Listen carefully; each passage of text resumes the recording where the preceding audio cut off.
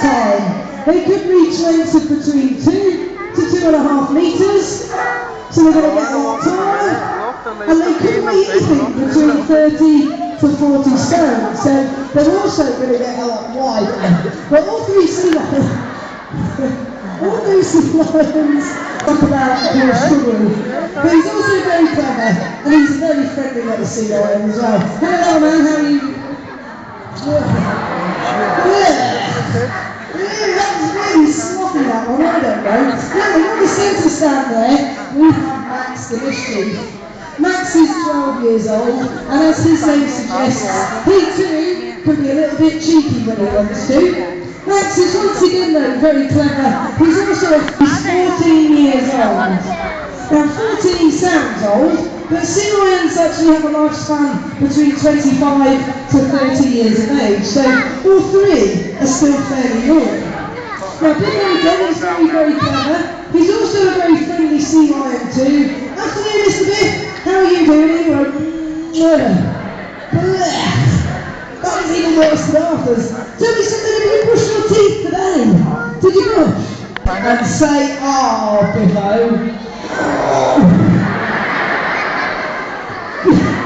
Yeah, I'd be pretty ashamed of that as well if I was him, I don't know. Now then, the first thing that I'm going to show you this afternoon is an ability that sea lions are famous for. And that's their ability to balance a football or maybe a basketball on their nose. Now, just so happens we've got both. We've got a basketball and we have a football as well. Now, we're going to get the football with the basketball to little afterwards. Now, don't eat it. Don't eat it. You can't balance it. You've got to balance it. Now, as I say, this is a thing that everybody associates with a sea lion. And it is something that they do eventually become very, very good at. Can take them anywhere between 6 to 18 months of practice every single day. Now, many people don't know how the sea lions do this. And the secret to it, believe it or not, is in those lovely long whiskers on the sea lions' faces. Now, those whiskers are really, really sensitive. And what they should be doing is telling the sea lions which way the ball is moving.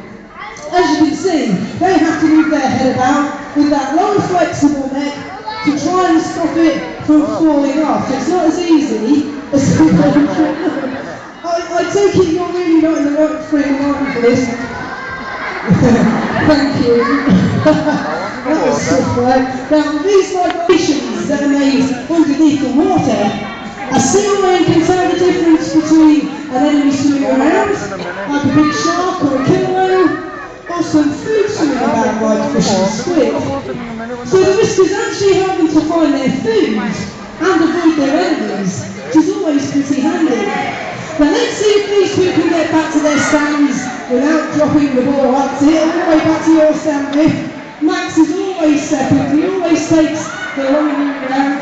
That's it, up into the stage, Max, and all the way back to your stand. Give them both a big round of applause.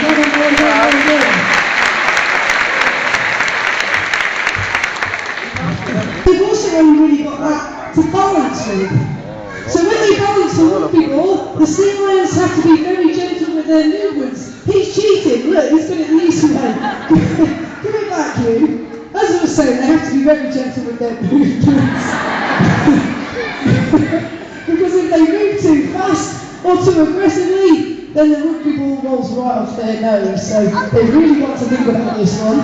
Now, when it comes to balancing the rugby ball around here, Max is the expert, so let's get him to show you on final balance. Now what Max is about to show you, he's the only sea lion in the country that I know of that can roll over with a rugby ball on his nose. So let's see how he does. We'll try and get 3 rolls out of him if we can. Now this takes bags of coordination, quite a bit of concentration from our Max as well. It took him nearly a year and a half to learn how to do this. But it was well worth the effort. We're going to do one more, do you think? Do you want me to get one more? Yeah, of course we are. Everyone else is having a Okay. Now these three, they're all sea lions. Oh, on either side of the head, that's often covered by fur.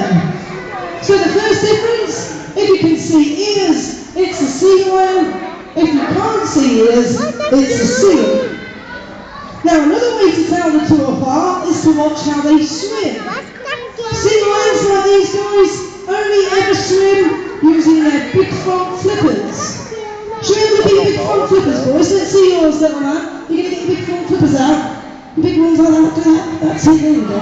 Look. Good lad, sort of, try again. Now those big front flippers, when they swim, it looks a little bit like they're flying, because they move those paddles up and down like this, through the water.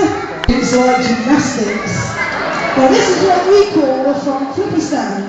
Only a sea lion can do this. A seal can't do it. Their front flippers aren't big enough to support their weight, and he weighs about 17 stone. Yeah, give him a big round of applause. That's a good front flipper stand. Now there is one more way to tell the two species apart, and I think that it's the best way as well, and it's to watch how they move when they're on land.